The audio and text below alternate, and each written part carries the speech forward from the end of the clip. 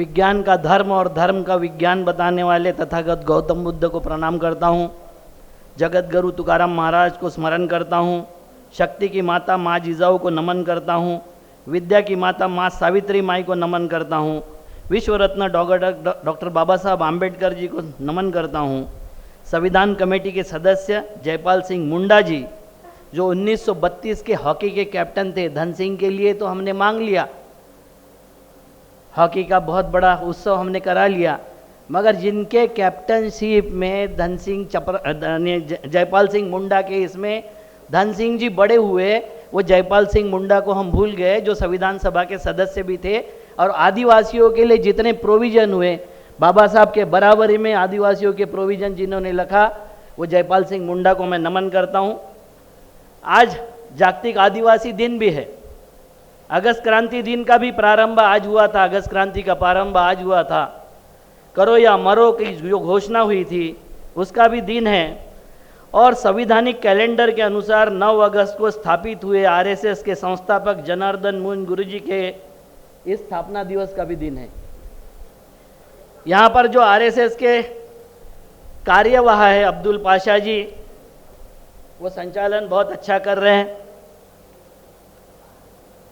क्योंकि ये जो आपने कार्यकारिणी और क्या क्या वो कैसे कैसे की है मुझे नहीं पता। मैं 3 साल पहले आपके कार्यकारिणी में आया था, आपकी सभा में आया था जो उसी भट्ट सभागृह में हुई थी। मैंने उस वक्त कुछ अपेक्षाएं व्यक्त की थी। अभी इतना सारा मुन साहब, इतने सारे विद्वान लोग बैठे, विद्वान लोगों ने अपनी विद्वत्तापूर्ण वाणी से सारे संबोधन किए हैं। इस मंच पर विराजमान हैं विनायक तुमराम जी, जो हमारे लिए आदर्श है, उनकी लड़ाई आदर्श है, वो भी आदर्श है। मैं बहुत बार उनको सुना हूँ, कई जगह सुना हूँ। इस मंच पर विराजमान है हमीद इंजीनियर साहब। सुरेश माने जी अभी अभी चले गए, बारसे साहब की तबीयत ठीक नहीं थी इसलिए वो नहीं आ सके। सुशील सिंघल जी को शायद बात करना था, सुशील सिंघल जी चले गए या है मुझे नहीं पता। यहाँ उपस्थित भाई और बहनों, खास करके मीडिया के लोगों जिनके माध्यम से ये बात हमारी पहुंचने वाली है, क्या है, मैं एक रिक्वेस्ट करता हूं आप सब लोगों से। अभी हमीद इंजीनियर साहब ने जो बोला, बहुत सारी बातें बोली, मैं एक रिक्वेस्ट करता हूं कि आपको अगर वो गैर संवैधानिक आरएसएस को ठिकाने पे लाना है तो हिंदू धर्म पे टीका करना बंद कर दीजिए। आप लोग, कोई मुस्लिम, कोई बौद्ध, कोई ईसाई या कोई अन्य धर्मीय हिंदू धर्म पे टीका ना करे। टीका करने हमारा काम है, हम करेंगे ताकत से टीका, हम करते हैं, निचोड़ के रखते हैं, मगर जब आप टीका करते हो उसके ऊपर तो हमारे लड़के, हमारे लोग उनके साथ में अलाय हो जाते हैं। ये आपको ध्यान रखना पड़ेगा। आपने जो इतिहास बताया, आपको इतिहास और ढंग से पढ़ना चाहिए। नेहरू को पढ़ना चाहिए, गांधी को पढ़ना चाहिए, आपको सब ढंग से पढ़ना चाहिए। इतिहास ऐसे बता देने से फिर इसमें विवाद पैदा होते हैं, और विवाद पैदा करना अगर आपने शुरू कर दिया तो फिर जिसको आप बनाना चाहते हो, जिस संगठन को आप बड़ा करना चाहते हो, इसमें ही प्रॉब्लम आना शुरू हो जाएगा। मैं सीधा सीधा बोलने का आदी हूँ, आपके इसमें किसी ने बोला नहीं, गुरुजी ने भी कुछ नहीं बोला, वो उन्होंने माने साहब ने शायद सुना नहीं बोला है, मगर मैं रिक्वेस्ट करता हूँ आप सब लोगों से कि इस तरीके से जो बात करने से हमारा क्या होता है। देखो, इतना सारा आरएसएस क्यों बढ़ा?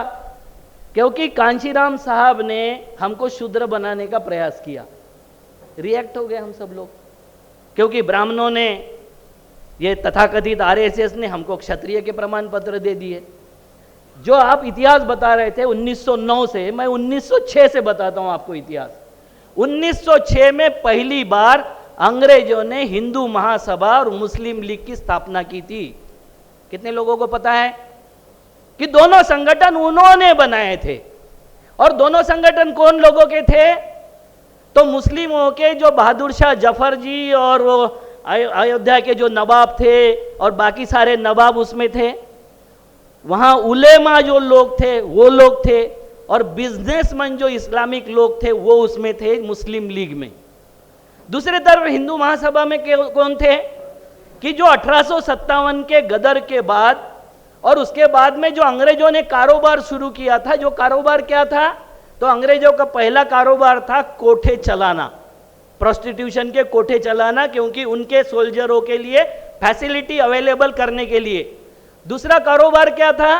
अफीम की खेती करवाना, इलीगल सारी खेतियां करवाना, ये उनका दूसरा कारोबार था।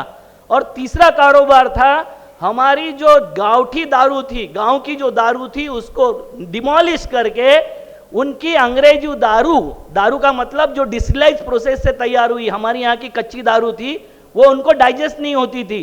तो उन्होंने अवध के नवाब को सबसे पहले यह समझाया कि खेती के उत्पादन से शासन नहीं चल सकता, अगर ये शासन चलाना है तो आपको लीकर पॉलिसी लानी पड़ेगी, जिस पॉलिसी के माध्यम से हम जो अफ्रीका है, पूरे अफ्रीका में रेवेन्यू हमारा सोर्स क्या है? तो लीकर पॉलिसी है। वो लीकर पॉलिसी उन्होंने लाया और उसके माध्यम से अवध के नवाब को ज्यादा उत्पादन दिलाने का काम किया। ये 3 काम वो लोग करते थे। आज आरएसएस का जो शासन है, जिसको भाजपा शासन बोलते हैं, गैर संवैधानिक आरएसएस का शासन, ये तीनों काम कर रही कि नहीं कर रही है? सुप्रीम कोर्ट ने जजमेंट दिया कि महिला अपनी इच्छा से अगर शारीरिक संबंध बनाती है तो अपराध नहीं है, गुनाह नहीं है, मगर महिला अपनी इच्छा से बुर्का पहनती तो अपराध है। ये कहां की संस्कृति है? ये कहां की बात है कि एक तरफ शरीर संबंध बनाना अपराध नहीं है, दूसरे तरफ बुर्का पहनना अपराध हो जाता है। इसके बारे में बोलने के लिए आपके कितने लोग किस तरीके से वहां आते हैं? देखो एक बात बता देता हूं। अभी किसी ने बोला कि आरएसएस ने कभी आंदोलन किया क्या? बिल्कुल नहीं किया। आंदोलनों से नेता पैदा होते हैं, व्यवस्था परिवर्तन नहीं होता। व्यवस्था परिवर्तन अगर करना है तो प्रबोधनों से होता है। जितने भी बड़े संगठन इस देश में नहीं दुनिया में बने होंगे, सब लोगों ने व्यवस्था परिवर्तन के लिए प्रबोधन का रास्ता चुना था, बौद्ध से लेकर बाबा साहब तक। क्या हमको समझ में आया प्रबोधन? क्या हमको समझ में आया समाज? अभी जो बोल रहे थे माने साहब कि हम सबको ईगो छोड़ना चाहिए, बिल्कुल छोड़ना चाहिए, मगर सबसे पहले ईगो आम्बेडकराइट बौद्धों को छोड़ना चाहिए। वो जिस तरीके से आक्रमण करना शुरू कर दिए हैं, जिस तरीके से आक्रमण करते हैं, उसके वजह से उनको अपना नहीं समझते हम लोग। भाई बाबा साहब ने जो संविधान लिखा या बाबा साहब ने जो बातें किया, पहला आंदोलन बाबा साहब का खोद के विरोध में था, खोद प्रथा के विरोध में। वो दलितों के लिए नहीं था, वो वहां के कुंबियों के लिए था, मुंबई के और कोकन के कुंबियों के लिए था। कितने लोगों को हम समझा सके? बाबा साहब ने एक जो बात बोला था कि तुम बुद्ध ना हो सके तो चलेगा, बुद्धि ना आ सके तो चलेगा, मगर बुद्ध को एक जाति में तुम बांध के मत रखना। क्या ये देश में हुआ कि नहीं हुआ? और ये देश में अगर हुआ है तो उसके लिए हमें सोचना पड़ेगा, और नहीं सोचेंगे तो देखो क्या क्या हो रहा है हमारे देश में। इसकी सारी बातें मैं आपको बताता हूं। मैं थोड़ा ज्यादा समय नहीं लूंगा, आपको स्पष्ट बता देता हूं। यहां हमारे देश में एक किताब अभी महाराष्ट्र में छपी है, युगानुयुगे चाललेला ईश्वराचा शोध। उन्होंने बताया कि भारत में 65,000 युद्ध धर्म के लिए हुए हैं। ये धार्मिक युद्ध क्या होते हैं? पुजारियों को स्थापित करने के लिए 4 लोगों को धर्म चाहिए। एक धर्म चाहिए मंद बुद्धि पुजारी के लिए। सारे धर्मों के बारे में बोल रहा हूं मैं, सारे, क्योंकि हमने कभी मासिक धर्म को सम्मान नहीं दिया जो नेचर का धर्म है। और यह तथाकथित धर्म की बात हम करते हैं, जो धर्म किसी ग्रुप को बांटते हैं, किसी पंडित पुजारी का पेट चलाते हैं, किसी मौलवी का पेट चलाते हैं। ये उपासना पद्धति को हम धर्म बोलते हैं। उपासना पद्धति धर्म नहीं हो सकता। उपासना पद्धति में अगर 10 लोग मेरे जैसे शिष्य हो जाए किसी मौलवी के या किसी पंडित के, तो क्या होगा? उसकी सत्ता, संपत्ति और सम्मान कितना रहेगा? मगर 10 लाख हो जाए और 10 करोड़ हो जाए तो उसकी सत्ता, संपत्ति और सम्मान बढ़ेगा कि नहीं? और वो अपनी सत्ता, संपत्ति के सम्मान के लिए बताता है कि मेरी वर्शिप अच्छी है, मैं जो करता हूं वही ठीक है। नमाज पढ़ने से ही जन्नत मिलेगी, पूजा करने से जन्नत नहीं मिलेगी, क्योंकि मुझे मेरे पीछे ज्यादा संख्या अगर रहेगी तो मेरी सत्ता, संपत्ति और सम्मान बढ़ेगा। अब इसके लिए हमें जीना है कि हम स्वयं के लिए जीना चाहते हैं, इस पर विचार करने का क्षण है ये बहुत स्पष्ट रूप से आपको विचार करना पड़ेगा। देखो, क्या फर्क है ये आरएसएस और वो आरएसएस में, क्या फर्क है? तो एक कसरत करने वाली आरएसएस है जिसको 5% लोग प्रतिनिधित्व करते हैं, कसरत करते हैं। कसरत करना का मतलब आपको पता है, सत्ता के आसपास घूमना, संपत्ति के आसपास घूमना, धर्म के आसपास घूमना, उसके सारे फायदे लेना। मेहनत करने वाले की हेल्थ नहीं बनती और उसका अच्छा दिखाई नहीं देता कुछ भी। मगर ये दूसरा आरएसएस जो बना है, मैं बार बार आपके पास में आता हूं और आपसे अपेक्षा व्यक्त करता हूं, क्योंकि 95% लोग जो मेहनत करते हैं, जो मेहनत के सामने सर झुकाते हैं, जो मेहनत से निर्माण करते हैं, उनका यह आरएसएस है। मगर चूंकि हम इकट्ठा नहीं रहते हैं, और इकट्ठा रहेंगे क्यों? क्योंकि हमारे पास में उद्देश्य नहीं है। किस बात का उद्देश्य है हमारे पास? हम खाली इकट्ठा हुए कि आरएसएस को गाली देंगे, ब्राह्मणों को गाली देंगे। मैं कई ऐसे लोग देखा हूं, कई जातियों में देखा हूं कि जो आरएसएस को गाली देते हैं, फिर उसका बेटा सर्विस पे लग जाता है, फिर उसकी बहू सर्विस पे लग जाती है। पहले बताते वक्त वो बताते कि सारी सर्विस पे, सारे इस पे ब्राह्मणों ने कब्जा किया है, और तुरंत उसका बेटा लग जाता है, उसकी बहू लग जाती है, दूसरा बेटा लग जाता है। अब कहां गया आरएसएस? वो उसी शामिल हो जाता है भीड़ में। ऐसे लोग हमारे लिए घातक है या ज्यादा घातक है? आरएसएस जो है, गैर संवैधानिक आरएसएस, उससे ज्यादा घातक ये लोग है कि नहीं है? और ये लोग हमको सबसे ज्यादा दुखी करते हैं, सबसे ज्यादा शोषण हमारा ये लोग करते हैं। क्या हमने संभाला उनको? क्या हमने उनकी पहचान की? अभी सुरेश माने जी बोल रहे थे कि ओबीसी खुद के आरक्षण के लिए नहीं लड़ता। ओबीसी में नेता ही नहीं है, ना ओबीसी का सांसद है, ना ओबीसी का एमएलए है, ना ओबीसी का नेता है। आप बोलोगे ऐसे कैसे? ये तो ये जातियां दिखाई देती है, तेली भी है, माली भी है, मराठा भी है, कुंभी भी है। अरे वो पार्टी के नेता है भाई, ओबीसी के नेता नहीं है। एससी एसटी रिजर्वेशन की वजह से किसी भी तरीके से आएगा तो वो उसका नेता होता है। मैं दिल्ली में कई साल गुजारा हूं, जब एससी और एसटी का प्रॉब्लम होता है तो सारी पार्टियों के बंधन तोड़ के वो लोग इकट्ठा होते हैं। ओबीसी के तुमराम जी कभी इकट्ठा होते देखा हमने? नहीं होते, क्योंकि ओबीसी का नेता ही पैदा नहीं कर सके हमने खाली जनप्रतिनिधि पैदा किए ओबीसी के, और ये जनप्रतिनिधि नेता नहीं होते। जनप्रतिनिधियों के ऊपर बहुत सारे बंधन होते हैं। हम जनप्रतिनिधियों को नेता समझते। आपको एक उदाहरण बता देता हूं कि मोहन भागवत जी को किसी ने आमंत्रित किया था कि आपको कोविद के जगह राष्ट्रपति बनाया जा सकता है। भागवत जी का स्टेटमेंट था कि मैं मरते तक मेरे यहां का राष्ट्रपति हूं। क्या आपका कोई ओबीसी ऐसा बोलेगा? क्या हमारी जनता समझती है कितना भी बड़ा संगठन की मीटिंग हो, एक उसमें कॉरपोरेटर आ जाए, एक उसमें एमएलए आ जाए, सारी भीड़ किधर दौड़ेगी? यह दुर्दशा का कारण है। हमको वो लगता है कि हमारा नेतृत्व है और ये हमारा भला कर देंगे। भाई उनको टिकट पार्टी ने दिया था, वो पार्टी के लिए काम करेंगे। उनको जिताया था अपने पार्टी के वोट के लिए, पार्टी के नाम से जिताया था, वो पार्टी के लिए काम करेंगे। आपके लिए क्यों काम करेंगे? क्या उसने अगर रिजाइन दिया आपके प्रश्न पर तो आप उसको जिताने की क्षमता रखते हो? कोई समाज का आदमी जीत सकता है ऐसा? नहीं जीत। तो फिर क्यों काम करेगा? दूसरी बात देखो, हमारे यहां एक शासन चल रहा है 8 साल से। हमारे यहाँ अंधश्रद्धा का निर्मूलन कानून है कि नहीं है? अंधश्रद्धा अगर किसी ने फैलाया तो उसके ऊपर हम कार्रवाई करते हैं। मगर किसी एक बड़े व्यक्ति ने बोल दिया ताली बजाओ, थाली बजाओ, बत्ती जलाओ, कोरोना चले जाएगा। कितने लोगों ने उसका विरोध किया? मैंने किया हूं। मैंने विरोध किया था।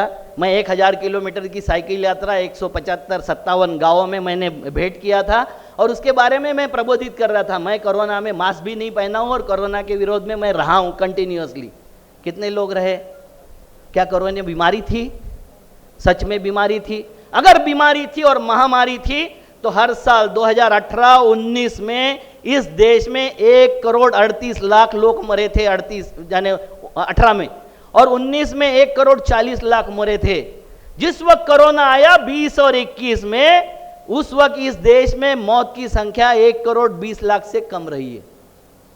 क्या कोरोना महामारी थी? नहीं थी। मगर हम विरोध करना भूल गए। विरोध करने की जगह हम क्या करते हैं, अरे सब चोर है। अरे सब चोर है तो क्या करोगे फिर? सब नेता नालायक है। मैं तो कहता हूं सब नेता को इकट्ठा करो, मार डालो। उसके बाद देश कौन चलाएगा इसका विचार भी तो कर लो। क्या ब्यूरोक्रेसी चलाएगी देश? क्या पुलिस चलाएगी देश? क्या सेना चलाएगी देश? या जुडिशियली चलाएगी देश? नेता आपने पैदा किया था, बच्चा आपका है। बच्चा अगर गलत निकल जाए तो पनिशमेंट आपको भुगतना चाहिए कि नहीं चाहिए? वो पनिशमेंट भुगत रहे हो आप लोग। क्योंकि देखो एक क्रिमिनल, वो चाणक्य को मैं मानता नहीं, मगर उसका एक वाक्य मुझे बहुत अच्छा लगता है कि इस देश का अहित होगा तो दुर्जनों की दुर्जनता से नहीं, सज्जनों की निष्क्रियता से अहित होगा। क्या सज्जन लोग, एक सज्जन जब मरता है तो घाट पे इकट्ठा होते, बहुत अच्छा आदमी मर गया। जब तक दूसरा नहीं मरता तब तक इकट्ठा होते हैं क्या? हम होते हैं क्या? ईमानदारी से बोलिए। मगर क्रिमिनल लोग, देश को लूटने वाले लोग हर दिन इकट्ठा होते हैं, दारू के गुट्टे पे, पान के ठेले पर, हर जगह क्रिमिनल अड्डे पर इकट्ठा होते हैं। तो जो लोग नियोजन करते, जो लोग प्लानिंग करते, उनका राज आएगा कि सज्जन था मर गया, अब दूसरे सज्जन की मरने की राह देखेंगे, तब होगा इकट्ठा। दूसरी बात देख लो, किसी ने हमको समझाया था कि नोटबंदी से काला धन समाप्त होगा, आतंकवाद समाप्त होगा, नक्सलवाद समाप्त होगा। पार्थ चटर्जी के पास में जो मिले करोड़ों रुपए, वो नोटबंदी के बाद मिलेगी पहले? ईडी जितने छापे मार रहा है वो नोटबंदी के पहले के है कि अभी के? अच्छा, रिजर्व बैंक क्यों कह रहा है कि नोटबंदी के बाद में 2000 के दुगना नोट छप गए,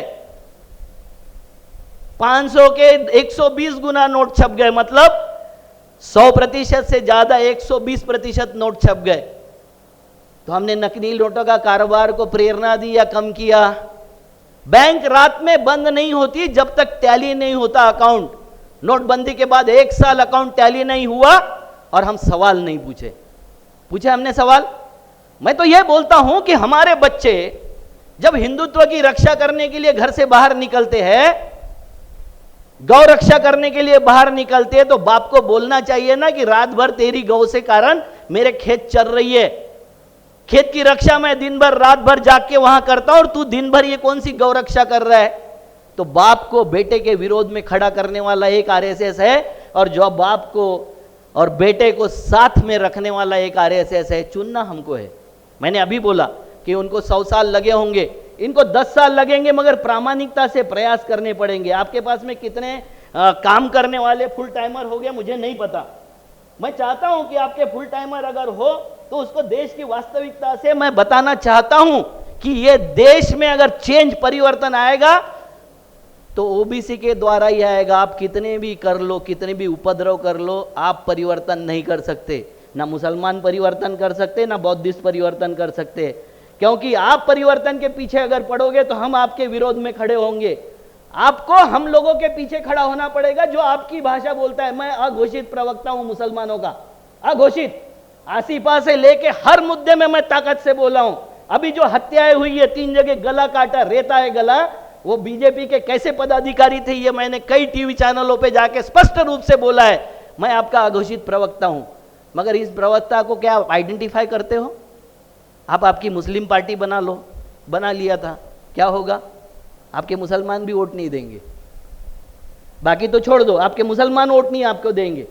इन्होंने पार्टी बनाया, इन लोगों ने जो पार्टी बनाया, बौद्धिस्ट लोगों ने, अभी रो रहे थे कि मेरे बौद्धिस्ट भी वोट नहीं देते। देखो, यहां जब जब राजनीतिक परिवर्तन आया है वो ओबीसी ने लाया है, क्योंकि यह मूर्ख समाज है। मैं तो स्पष्ट रूप से बोलता हूं कि मेरा समाज सबसे ज्यादा मूर्ख है। मगर जब हमारे पास में कुछ था, उस वक्त बाबा साहब को खड़ा किया। आप ये बताने का प्रयास करते हर वक्त कि बाबा साहब की वजह से मुझे बोलने का अधिकार मिला, शिक्षा का अधिकार मिला, रोजगार का अधिकार मिला। मैं एक सवाल पूछता हूं कि आप बताइए कि फिर बाबा साहब को किस संविधान के कारण पढ़ने का अधिकार मिला था? सयाजी राव गायकवाड़ ने अपने एम्पायर में 100% एजुकेशन किस संविधान से दिया था? भाई, विरोध के लिए विरोध नहीं होना चाहिए, ना बेवजह के झंझटें होनी चाहिए। कुछ अच्छाई स्वीकार करनी पड़ेगी। साहू महाराज की अच्छाई आप भूल जाओगे कि जिन्होंने 51% आरक्षण दिया, उनके इंप्लीमेंट करवाया। इंप्लीमेंट करने का नतीजा यह हुआ कि 95% से ज्यादा उनके पास में जो ब्राह्मण कम्युनिटी के कायस्थ कम्युनिटी के, प्रभु कम्युनिटी के लोग थे, उसमें बहुत बड़ी घट हुई और आधे से ज्यादा परसेंटेज में सारे लोग आए हम, क्या ये हम भूल जाए? नहीं भूलना चाहिए। बाबा साहब जैसा विद्वान आदमी संविधान तैयार किया, मगर उसी संविधान का फायदा लेकर क्या मोदी सत्तासीन नहीं हुआ? उसी संविधान का फायदा लेकर क्या मोदी जितने कुकर्म कर रहा है, नोटबंदी से लेके तो जितने बात वो कर रहा है सारी संपत्ति बेचने तक, ये क्या संविधान के बाहर के काम है? आप सोच सकते हो ये संविधान के बाहर के काम है? नहीं है। मगर संविधान में उन लोगों को जो सूझा ही नहीं दिया था, जो उनको लगा नहीं था कि हमारा देश इस हद तक गिर जाएगा, हमारे लोगों की, पॉलिटिशियनों की प्रवृत्ति इस हद तक गिर जाएगी, ये उनको कल्पना में नहीं आया था। उस कल्पना के बाहर के काम हो रहे कि नहीं हो रहे? आज तो हो रहे। आप मुझे बताइए कि जो लोगों को लगा था कि 370 की वजह से कश्मीरी पंडित का बचाव हो जाएगा, क्या बच गए? वो जांच कर रहे थे मोदी जी, ताली थाली बजा के मूर्खों की जांच कर रहे थे, और ये 370 नोटबंदी और राम मंदिर में राम राज्य लाने की कल्पना करने वाले भक्तों की गिनती कर रहे थे। हम क्या कर रहे थे उस वक्त? शांत बैठे थे। इस देश में किसान लड़े मात्र। आपके सारे लेबर लॉ का ऐसी तैसी हो गई। 2-250 साल के जो अपना संघर्ष किया था, लेबर लॉ की पूरी ऐसी तैसी हो गई कि नहीं हो गई? कम्युनिस्टों को बोला कि आप क्या कर रहे थे, तो वो बोल रहे हम लड़ रहे थे, ये कर रहे थे, तुरंत वो जवाब देना शुरू कर देंगे। कहां लड़ रहे थे भाई? कहां लड़ रहे थे? पूरा एजुकेशन सिस्टम चेंज हो गया इस देश का, जिसमें अब बहुजन समाज का मतलब SC ST OBC का कोई बच्चा 8वीं क्लास से ज्यादा नहीं पढ़ेगा। 90% आपके बच्चे पढ़ेंगे नहीं, लेबर होंगे।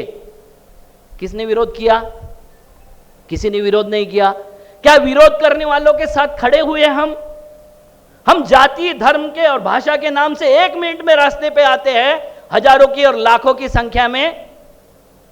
क्या संविधान ने हमको यही सिखाया? क्या बाबा साहब ने हमको यही सिखाया था, यही बात किया था? बिल्कुल नहीं किया। जैसे अभी इन्होंने बोला कि वो रामदास आठवले जी वहां बैठे हुए हैं और वो RSS का गुणगान कर रहे। अरे भाई, RSS का गुणगान कर रहे हैं तो हमारे लोग क्या कर रहे हैं? एक गाना है भीम के लगते जिगर, आधे इधर आधे उधर। हम सफेद कपड़े पहनते, भरपेट दारू पीते और उस पर डांस करके नाचते हैं। जिसने वामन दादा ने लिखा था वो गाना, वो फ्रस्ट्रेशन में लिखा हुआ गाना था। जिसको समझ में नहीं आता, जिसको साहित्य नहीं समझ में आता, संस्कृति नहीं समझ में आता, विचार नहीं समझ में आता है, और वो लोग चाहेंगे कि वो सारे तल से मजबूत लोगों से हम लोहा लेंगे। कैसे लोहा ले लोगे आप? किस तरीके से लोहा ले सकते हो? वो कितने जगह पर लड़ रहे। धार्मिकता उनके हाथ में, आर्थिकता उनके हाथ में, सामाजिकता उनके हाथ में, राज उनके हाथ में, क्या चीज नहीं है उनके हाथ में? ये कैसी आई?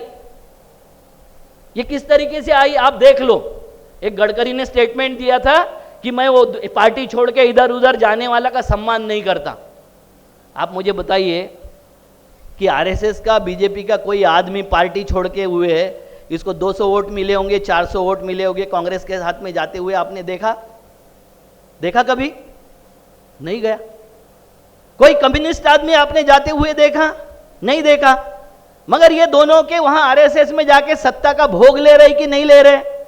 तो जो लोग आइडियोलॉजिकल मजबूत नहीं थे, आप उनको जिता के, ये विरोध करके, उस RSS को, दुष्ट RSS को विरोध करके आप फिर से ऐसे लोग जिता दोगे जो 1 मिनट में तैयार हो गए उनके पाले में जाके बैठने के लिए और फिर से नया साम्राज्य खड़े करने के लिए।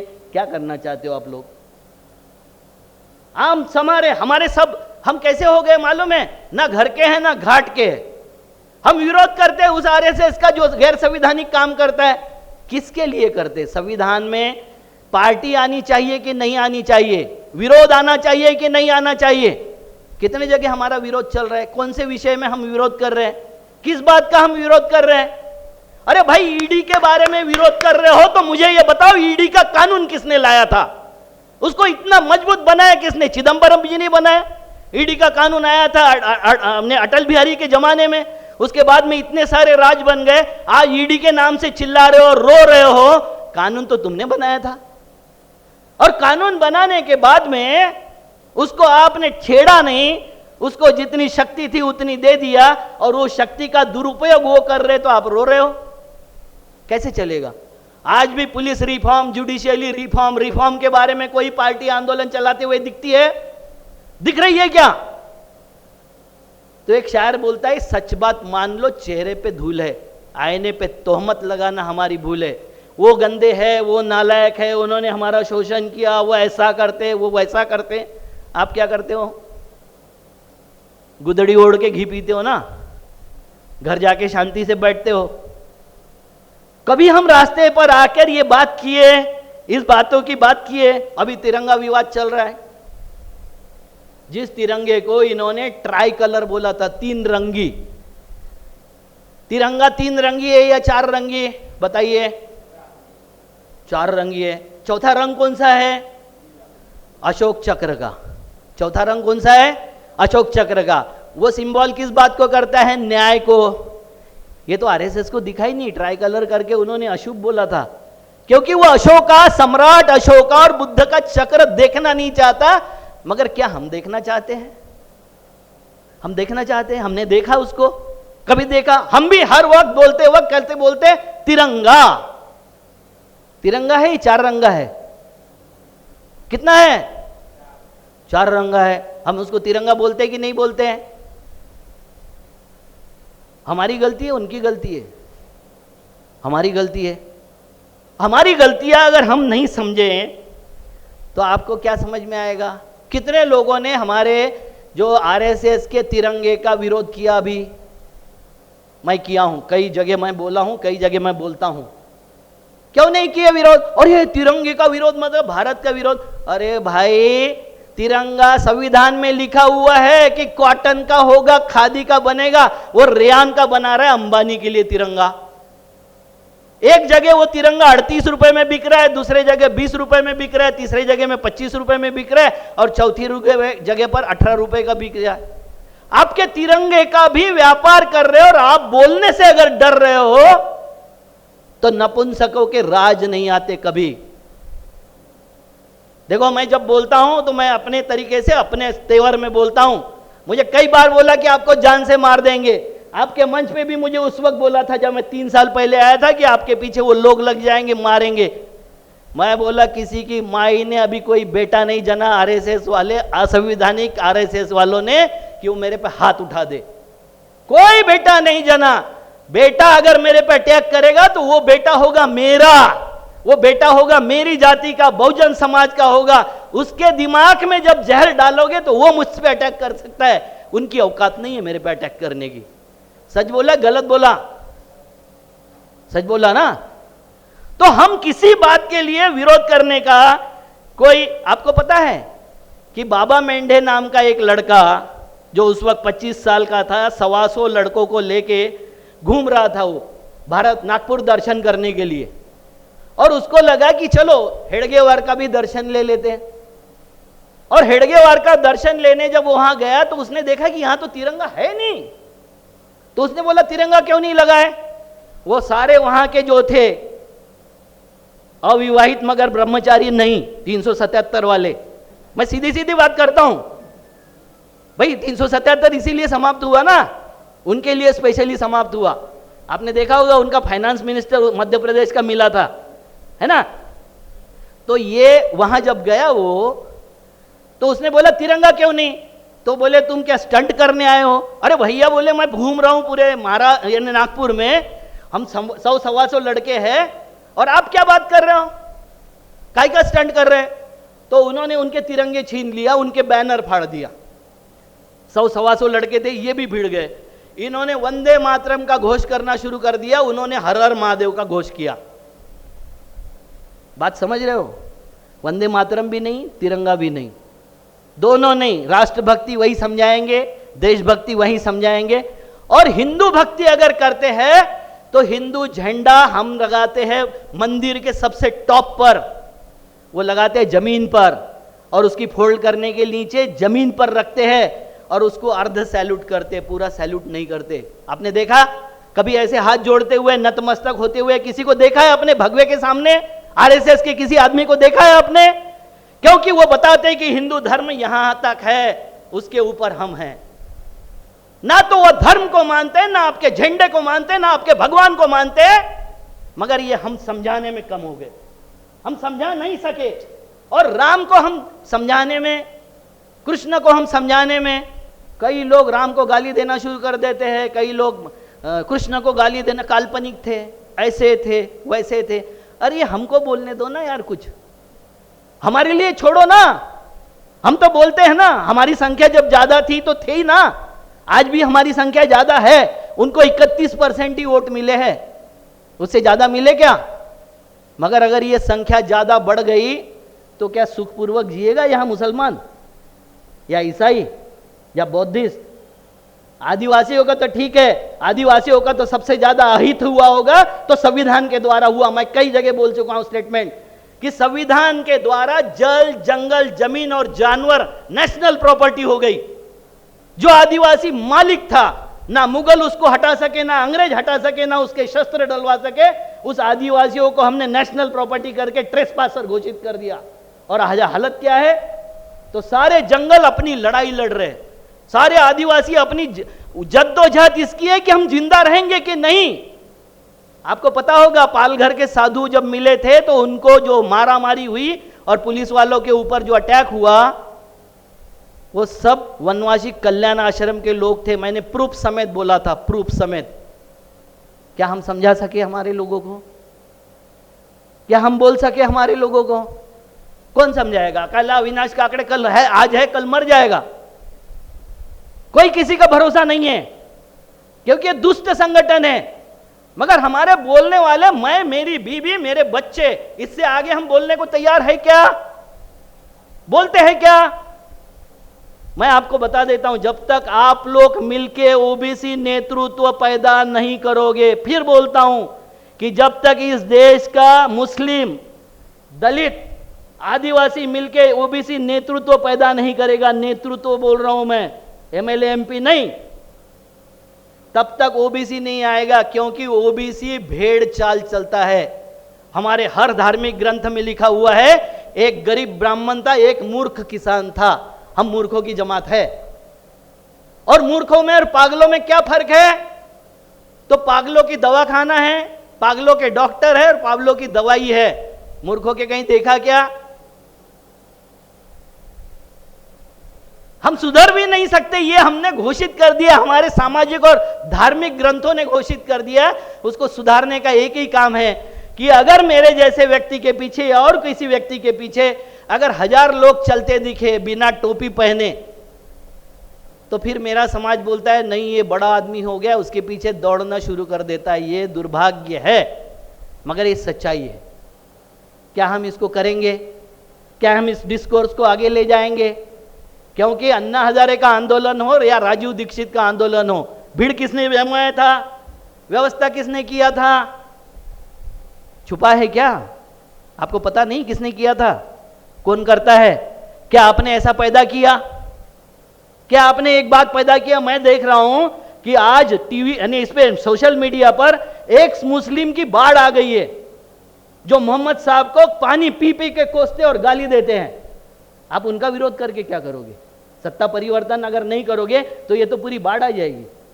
क्योंकि वो जहर फैलाना चाहती है। वो आरएसएस जहर फैला के इतनी बड़ी हुई है, वो आरएसएस विभाजन करके बड़ी हुई है। संविधान नहीं मानते तो संविधान के या यूनियन चार्टर के 4 बेसिक प्रिंसिपल है, समता, बंधुता, न्याय और स्वतंत्रता। समता को वो बोलते हैं, वो आरएसएस बोलती है समरसता, आप बोलते हो समता। समता का मतलब है इक्वल, सब चीज में, नौकरी में इक्वल, संपत्ति में इक्वल, हक अधिकार में इक्वल, न्याय में इक्वल। वो क्या बोलते हैं? समरसता। समरसता का मतलब होता है आप जहां हो वहां रहो, जैसे हो वैसे रहो, मगर एक होने का प्रयास करो। कैसे होंगे एक? न्याय के जगह वो बोलते हैं न्याय नहीं, निष्ठा रखो, जाति पर निष्ठा रखो, धर्म पर निष्ठा रखो, नेता पर निष्ठा रखो, अपने किताब पर निष्ठा रखो। न्याय देने से आपको मना करते हैं वो बोलते हैं निष्ठा होनी चाहिए। तीसरा प्रिंसिपल है स्वतंत्रता। वो स्वतंत्रता जिंदे आदमी को मिलती है, वो बोलते हैं स्वतंत्रता नहीं, मुक्ति के लिए प्रयास करो। कोई ऐसा धर्म बता दो जो बोलता नहीं होगा कि कायनात, ये सारी सृष्टि अल्लाह ने, भगवान ने, ईश्वर ने बनाई। ऐसा कोई धर्म है? सब बोलते हैं। और वही महात्मा आके, मुल्ला आके समझाता है कि ये सृष्टि में कुछ नहीं रखा, बाहर चले जाएंगे। मुक्ति के लिए प्रयास करते, कोई जन्नत के लिए, कोई जहन्नुम के लिए, कोई स्वर्ग के लिए। मैं ये पूछना चाहता हूं कि अगर जन्नत जहन्नुम अगर इतना अच्छा होता तो भगवान अल्लाह हमको यहां पैदा क्यों करता? क्या वो यहां पैदा करके हमारा परीक्षा ले रहा है? क्या अल्लाह हमको यहां पैदा करके ये बताने का प्रयास कर रहा है कि मैं तुम्हारी मजा लेने के लिए पैदा हुआ हूं? ये सब बातों का सवाल खुद के ऊपर करना पड़ेगा, स्वयं पे करना पड़ेगा इस सवाल। वो बार बार आरएसएस वाले पूछते हैं, असंवैधानिक वाले, कि बताओ आपके लिए संविधान बड़ा है या कुरान बड़ा है? चुप हो जाते हैं हमारे लोग। मुसलमान उस वक्त चुप हो जाता है। भाई एक स्वर में विचार करके कुछ बोलना चाहिए कि नहीं बोलना चाहिए? मगर नहीं, इनके ही लोग इनके विरोध में प्रचार करने के लिए इतने ताकत से लगे हुए हैं, वो ऐसे नहीं रुकेगा भाई। जब तक यहां धर्मनिरपेक्ष राज्य, राजनाथ सिंह पार्लियामेंट में बोलता है यह धर्मनिरपेक्ष नहीं, पंथ निरपेक्ष है। देखो मैं एक आप बात को क्लियर कर देता हूं कि दोनों अलग शब्द है। सेकुलर का मतलब होता है पंथ निरपेक्ष, और धर्मनिरपेक्ष ये अलग शब्द है। क्या फर्क है? तो धर्मनिरपेक्ष राज्य में और पंथ निरपेक्ष राज्य में यह फर्क है कि जिस बाइबल पर हाथ रखकर अब्राहम ने कसम ली थी राष्ट्रपति बनने की, उसी बाइबल पर हाथ रखकर बाइडेन को भी कसम लेनी पड़ती है। और मेरा देश है धर्मनिरपेक्ष, यहां बाइबल की भी कसम ली जा सकती है, कुरान की भी ली जा सकती है, गीता की भी ली जा सकती है, संविधान की भी ले सकता हूं, और कुछ नहीं मुझे मान्य तो मैं सत्य निष्ठा की शपथ ले सकता हूं। यह है धर्मनिरपेक्ष तत्व। क्या हमको समझ में आया कभी इसका मतलब? पंथ निरपेक्षता मतलब होता है, उस वक्त जो पंथ निरपेक्षता हुई थी वो मार्टिन लूथर किंग जो जूनियर थे, उन्होंने बोला था कि कैथोलिक और प्रोटेस्टेंट इनमें जो झगड़ा हो रहा है, दो पंथों का समन्वय कैसे होगा, यह पंथ निरपेक्ष तत्व है। शिया और सुन्नी जो लड़ रहे हैं उनको आपस में कैसे बैठाया जाए, यह पंथ निरपेक्ष तत्व है। मगर हमारा देश उसके बहुत आगे है। जितनी सारी यहां आई होगी संस्कृतियां, देखो हम तो ऐसे लोग हैं 33 करोड़ भगवान को मानते, हमको पता नहीं हमारा हिंदू धर्म था या कौन सा धर्म था, मगर इतना बोलता हूं मैं कि हमारा ब्राह्मणी धर्म नहीं था। हम 33 करोड़ भगवानों को मानते थे, कुत्ते बिल्ली को भी मानते थे, पेड़ पौधों को भी मानते थे। तो हमको मस्जिद में भी खुदा दिखाई देता था, हमारा भगवान दिखाई देता था, हमें चर्च में भी हमारा भगवान दिखाई देता है। और नहीं देता होगा तो तू हिंदू नहीं है। हिंदू होगा तो कट्टर नहीं होगा, और कट्टर होगा तो हिंदू नहीं होगा। यह डिक्लेयर हो जाना चाहिए कि नहीं होना चाहिए? बताओ, हिंदू कैसे कट्टर हो सकता है यार? किस तरीके से कट्टर होगा? अरे कौन कैसी पूजा कर रहा है, कौन क्या कर रहा है, कौन किसके सामने नतमस्तक हो रहा है कि अरे हम मानते हैं कि जितने आदिवासी लोग हैं वो निसर्ग पूजक है, सारे नेचर की पूजा करते हैं। ये किसी भी भगवान को बड़ा बाप मानते हैं, पिताजी का पिताजी मानते हैं, उनका रिलेशन जो है डायरेक्ट ब्लड रिलेशन और कॉन्टैक्ट रिलेशन की बात करते हैं। उनको हम हिंदू करने में लगे हुए हैं, ब्राह्मणी धर्म देने में लगे हुए हैं। क्यों लगे हुए हैं? मूर्ख बनाना है। ईसाई मिशनरी भी जाएगी तो उसी क्षेत्र में काम करेगी, आरएसएस के भी जाएंगे वनवासी कल्याण आश्रम में, उसी में, क्योंकि उनका मूल स्वरूप नष्ट करके जल जंगल जमीन जानवर लूटना है हमको। और ये लूटने के लिए हम सारे चीजों का प्रबंध कर रहे हैं। जो शहरों में बैठे हुए हैं उनके बारे में बोलते हैं, उनको अर्बन नक्सली कहते हैं। मेरे जैसा जो बोलता है जाति के बारे में, उसको जातिवादी कहते हैं। ये व्याख्या उनकी है, मेरी नहीं है। जो मुसलमान है वो तो आतंकवादी है ही, जो आदिवासी है वो नक्सलवादी है ही उनकी भाषा में, सरदार जो है वो खालिस्तानवादी है। तो फिर क्या ये असंवैधानिक कच्छेधारी राष्ट्रवादी बचे हैं क्या? इनका राष्ट्र है या हमारा राष्ट्र है? किसका राष्ट्र है ये? हमारा राष्ट्र है। तो हमारी व्याख्या होनी चाहिए, मगर हमारी व्याख्या पे हम चलने को तैयार नहीं, खुद ही हम चलते नहीं। देखो हमने किसानों का कितना हित किया। अभी नैनो यूरिया आ रहा है, मोदी ला रहा है, 3 साल खेती नहीं होगी। आपको मालूम है? कितने लोगों को मालूम है? नैनो यूरिया वो हमारी जमीन नहीं छीन सका तो अब फसल छीनने के लिए लगा हुआ है, और वो प्रयास कर रहा है। कोई शहरी बोलने को तैयार था? दिल्ली में किसान लड़ रहा था, सारे शहरी आराम से बैठे हुए थे। बैठे थे कि नहीं बैठे थे? आपको एक बात बता देता हूं, मैंने फिगर निकाल के लाया कुछ, मैं समय ले सकता हूं ना? देखो, रिलायंस का मोबाइल 12,000 में बिकेगा, ये रिलायंस ने बोल दिया।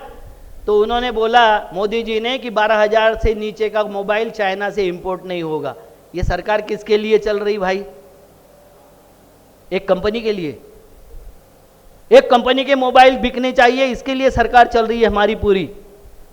दूसरा ये फिगर देखो, जापान में जो बेरोजगारी का दर है 4.6% है, जर्मनी में 6.9%, बीच का छोड़ देता हूं, श्रीलंका में 26.1%, और इंडिया में जो बेरोजगारी का दर है 28.3%।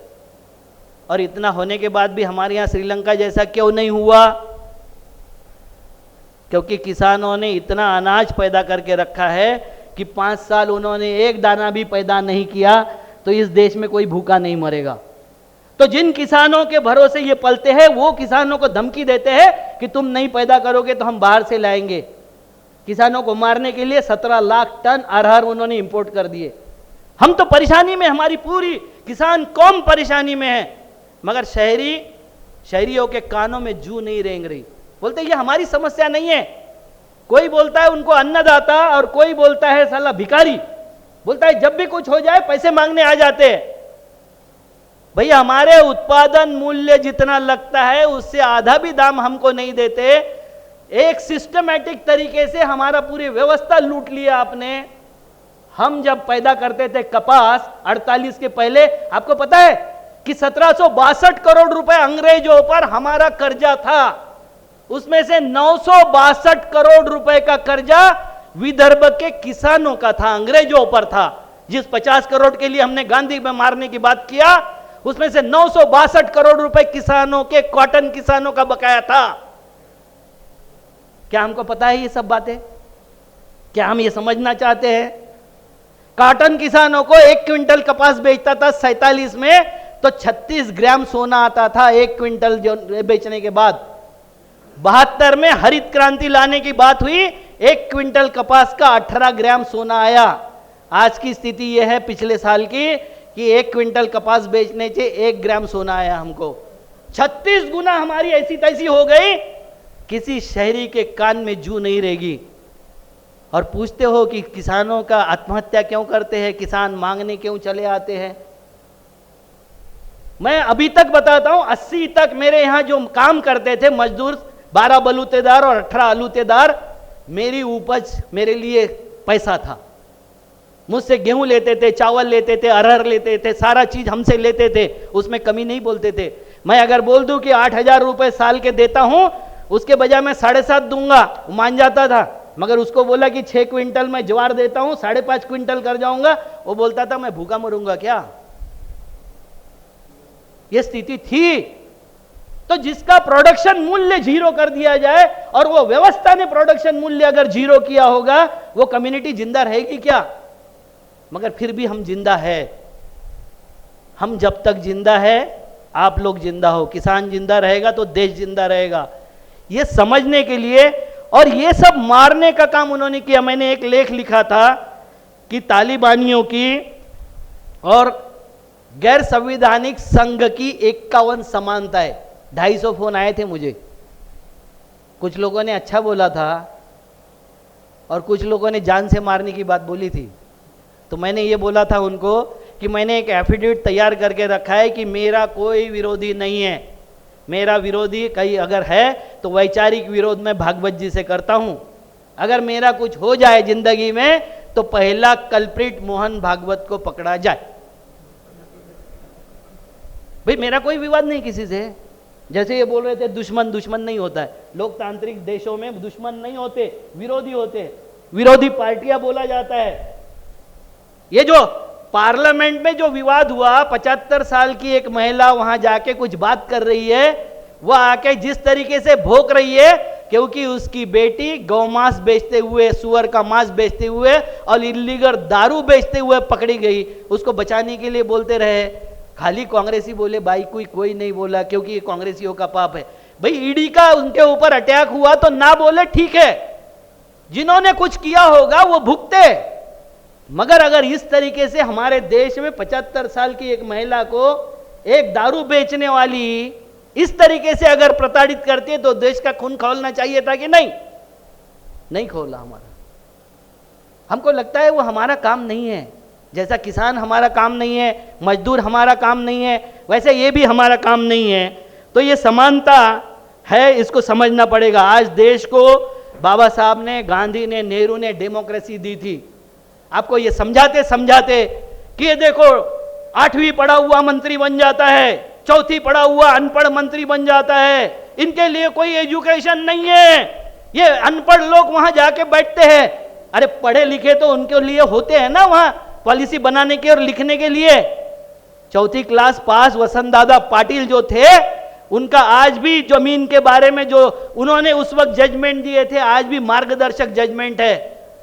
किसी भी नेता के लिए, किसी भी जनप्रतिनिधि के लिए 3 गुण आवश्यक है। पहला गुण, वो संवेदनशील होना चाहिए।